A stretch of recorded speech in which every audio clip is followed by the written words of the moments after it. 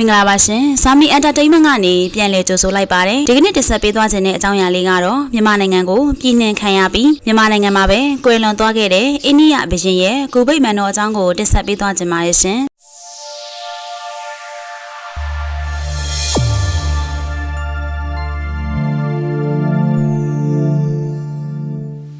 မြန်မာနိုင်ငံမှာနေထိုင်သွားတဲ့နိုင်ငံသားဘုရင်၃ပါးထဲမှာအိန္ဒိယကမကိုဘုရင်ကတင်းချိုင်းရဲလို့အထင်ရှားကြံ့ရင်ခဲ့ပါတယ်။ဒါပေမဲ့လည်းဒီတင်းချိုင်းကိုတော့1990ကျော်မှာပြန်တွေ့ခဲ့တာဖြစ်ပါတယ်။အနှစ်100ကျော်မေးပြောက်ခံနေရတဲ့မကိုဘုရင်ဆဖာရှားရဲ့တင်းချိုင်းကိုပြန်တွေ့ခဲ့တာဟာသူ့ကိုသူတော်စင်အဖြစ်ကြီးညိုသူတွေဥယျာတူကဗျာဆရာကြီးအဖြစ်လေးစားသူတွေအတွက်အတက်စရာဖြစ်ခဲ့ပါတယ်။သူ့ကိုဒေလီမြို့ကနေဗြိတိရှတွေကဖမ်းခေါ်လာခဲ့ပြီးအဲ့ဒီတုန်းကသူတို့တင်ထားစာမြန်မာနိုင်ငံအောက်ပိုင်းကရန်ကုန်မြို့ကိုပို့ခဲ့ပါတယ်1862ခုနှစ်ရန်ကုန်ကတိမ်တိမ်ငယ်ငယ်တက်သားအငယ်လေးမှာပဲဆဖာရှားကန်ကုန်းချိန်မှာသူ့ဆွေမျိုးစုတစုသာရှိခဲ့ပါတယ်အဲ့ဒီနေ့မှာပဲရွှေတကုံဖျားနာမှာသူ့ကိုဗြိတိရှအစိုးရကမထင်မရှားနဲ့မြုပ်နှံခဲ့ပါတယ်ဒါဟာအနှစ်300ကျော်အိန္ဒိယတိုက်ငယ်ကိုအုပ်ချုပ်လာခဲ့တဲ့မကိုမင်းဆက်ဘုရင်တွေအတွက်မလမပါညီကုန်းချုပ်ခဲ့တာလည်းဖြစ်ပါတယ်တက္ကပါအော်ရန်စစ်စားတဲ့သူ့ရဲ့ဘိုးတော်ပြီးတော့ဖုန်ကြီးတဲ့မကိုဘုရင်တွေနဲ့မတူပဲ1858ခုနှစ်ကစစ်ပါရီပုံကံမှုကြီးမှာသူကနန်းကြခဲ့ရပါတယ်ဗြိတိရှအရှေ့အိန္ဒိယကော်မတီက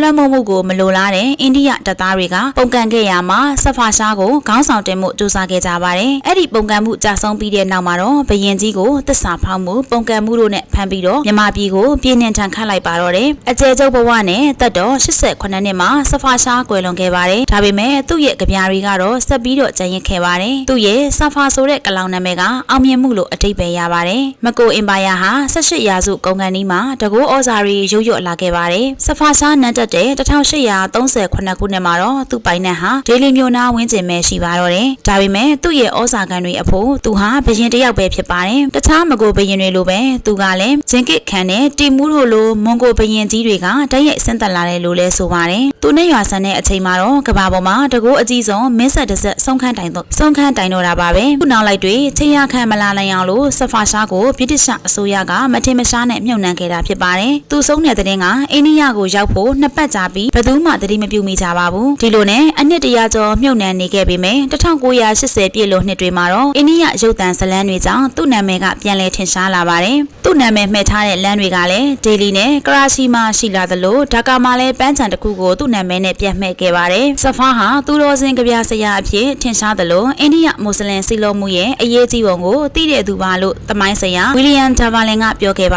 တယ်သူဟာသူရဲ့ကောင်းတော်လှန်ရေးသမားတယောက်မဖြစ်ခဲ့ပေမဲ့သူ့ဘိုးတော်အကဘာဘုရင်ကြီးလိုပဲသိခံတဲ့တရားအားကြီးတဲ့လူမျိုးစုံအစ္စလမ်ယဉ်ကျေးမှုကိုဖော်ဆောင်ခဲ့သူဖြစ်တယ်လို့လည်းဒါဗာလင်ကဆိုပါတယ်ဆဖာရှားရဲ့ခမဲတော်ဒုတိယကရာဗာရှားကမွတ်စလင်ဖြစ်ပြီးတော့မေတော်ကတော့ရာဇဖို့အနွယ်ဟိန္ဒူမင်းသမီးတစ်ပါးပဲဖြစ်ပါတယ်1859ခုနှစ်ပုံကံမှုကြောင့်ဗြိတိရှတွေလည်းအထိနာလာခဲ့ရပါတယ်မေ10မှာတော့အိန္ဒိယမြောက်ပိုင်းမီရွတ်မှာစစ်သားတွေကတပုံထားပုံကံကဒေလီအကယလက်ကနောင်းနဲ့ကမ်ပူထိပြန်နှံလာခဲ့ပါတယ်အနောက်တိုင်းဆန်တွေဥပဒေတွေနဲ့ခရီးယန်ဝါဒကိုဖြန့်ချီရမှာမကျေနပ်မှုတွေလည်းဖြစ်ခဲ့ကြပါတယ်ပန်ချက်ကစစ်တပ်တွေအနောက်မြောက်နေချားကပထန်တွေကိုတုံးပြီးတော့ဗြိတိရှကပုံကံမှုကိုနှိမ်နင်းခဲ့ပါတယ်ဒေလီကိုတော့စက်တင်ဘာလမှာပြန်သိမ်းမိခဲ့ပါတယ်နှစ်ဖက်စလုံးကတစ်ဖက်နဲ့တစ်ဖက်အပြန်အလှန်တပ်ဖြတ်မှုတွေနဲ့ဆွဆွဲခဲ့ကြပါတယ်တပုံတွေကဗြိတိရှအမျိုးသမီးတွေနဲ့ကလေးတွေကိုတပ်ဖြတ်ကြသလိုထောင်နဲ့ချီတဲ့တပုံတပ်သားတွေနဲ့ထောက်ခံသူတွေကိုတပ်တယ်ဆိုပြီးတော့ဗြိတိရှဘက်ကလည်းဆွဆွဲခဲ့ပါတယ်1858ခုဇူလိုင်လမှာတော့ပုံကံမှုတွေအဆုံးသတ်ပြီးအရှေ့အိန္ဒိယကော်မတီကိုဖျက်သိမ်းခဲ့ပါ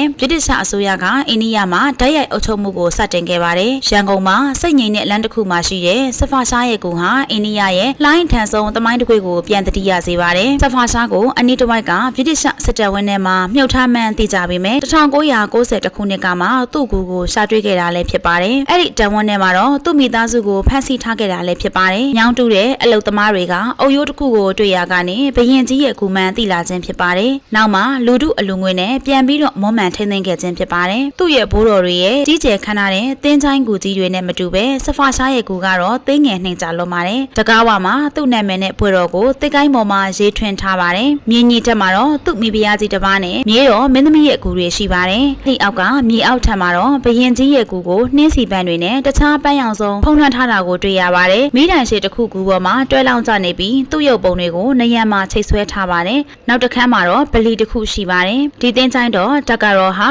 ရန်ကုန်ကမွတ်စလင်တွေလာပြီးဝတ်ပြုရနေရလဲဖြစ်ပါတယ်သူ့ကိုဖူစီသူတော်စင်လို့အမှတ်ယူကြတာမို့လာပြီးကြည်ညိုကြတာလို့လဲဂူဗိမ္မာန်ဆောက်ရှောက်ရေးအဖွဲ့ကပြောဆိုပါတယ်သူ့ကူနာမှာတော့လာပြီးတရားထိုင်ကြဆူတောင်းကြလှုပ်ကြသလိုဆူတောင်းပြရင်လဲလာပြီးတော့အလှူဒန်းတာတွေရှိတယ်လို့လဲဆိုပါတယ်ဆဖာရှားဟာဥရဒူဘာသာမှာကျွမ်းကျင်ပိုင်နိုင်သူမို့သူ့ရဲ့ဘဝကဗျာအချစ်ကဗျာတွေကလည်းထင်ရှားပါတယ်သူ့ကိုရေးစရာစကူနဲ့ကလောင်တန်မပေးတဲ့အကျဉ်းဆန်ဘဝမှာတော့ဘယင်ကြီးဟာမိသွေးနဲ့နေရံတွေမှာဆဆက်တီးကုန်းခဲ့တယ်လို့လည်းဆိုပါတယ်ဒီကရတဘာအနေနဲ့ဆဖာရှားဟာစစ်တပ်တက်ကိုမညွှန်ကြားနိုင်ခဲ့ပါဘူးဒါပေမဲ့သူ့ကိုရှစ်တင်ပြီးတော်လန်ပုံကန်ခဲ့မှုဟာဟိန္ဒူနဲ့မွတ်စလင်တွေကိုညီညွတ်စေခဲ့ပါတယ်နှစ်ဖက်စလုံးကထောင်နဲ့ချီတဲ့စစ်သားတွေဟာမကိုမင်းဆက်ကိုပြန်နှမ်းချဖို့အတွက်ဗြိတိရှတွေကိုတော်လန်ခဲ့တယ်လို့လည်းသမိုင်းဆရာတွေကဆိုပါတယ်အဲ့ဒီနိုင်ငံမှာအမျိုးသားရေးနဲ့ဘာသာရေးအစွန်းရောက်တာတွေကရှေ့တန်းရောက်နေချိန်မှာဆဖာရှားရဲ့ဘာသာရေးအရာပြီးခံမှုကထင်ထင်ရှားရှားရှိနေသေးပဲဖြစ်ပါတယ်သူထိနှံတဲ့နိုင်ငံကိုလက်လွတ်ခဲ့ရပေမဲ့သူတော်စင်ကြပြဆရာကြီးအဖြစ်လူတွေရဲ့အသက်နှလုံးကိုဖန်ဆားထားနိုင်သေးပဲဖြစ်ပါတယ်ယနေ့တင်ဆက်ပေးခဲ့တဲ့အကြောင်းအရာလေးကိုတော့ပြည်တေနီကဆွဲဆောင်ကျန်းထဲမှာမြန်မာနိုင်ငံကိုပြည်နှင်ခံရပြီးမြန်မာနိုင်ငံမှာပဲကွယ်လွန်သွားတဲ့အိန္ဒိယဘုရင်ဘဟာဒူဆဖာရှားဂူဗိမ္မာန်တော်အကြောင်းကိုတင်ဆက်ပေးသွားခြင်းပဲဖြစ်ပါတယ်ရှင်ဗီဒီယိုလေးကိုဆုံးထိကြည့်ပေးတဲ့အတွက်လည်းကျေးဇူးတင်ပါတယ်ရှင်နောက်ထပ်လည်းစိတ်ဝင်စားဖွယ်အကြောင်းအရာများနဲ့ဗဟုသုတဖြစ်ဖွယ်သမိုင်းကြောင်းလေးများကိုဆက်လက်တင်ဆက်ပေးမှာဖြစ်လို့ကျမတို့ရဲ့ channel လေးကို like and subscribe လေးပြုလုပ်ပေးပါလို့အကြံပေးပါရစေရှင်